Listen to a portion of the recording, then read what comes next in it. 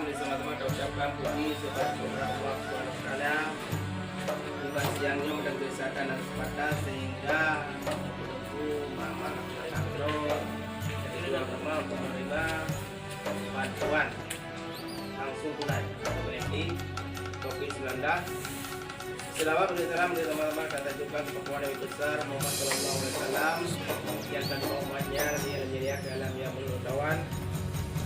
Yang terhormat sekali kepada Bapak Kuramin, yang terhormat Bapak Polsek, yang Wakili, yang terhormat Bapak Suci, dan yang terhormat Bapak Ibu yang sebagai penerima BNI. Wabarakatuh. Alhamdulillahirobbilalamin. Wassalatu wassalamu ala rasulillah wa ala alihi wasallam.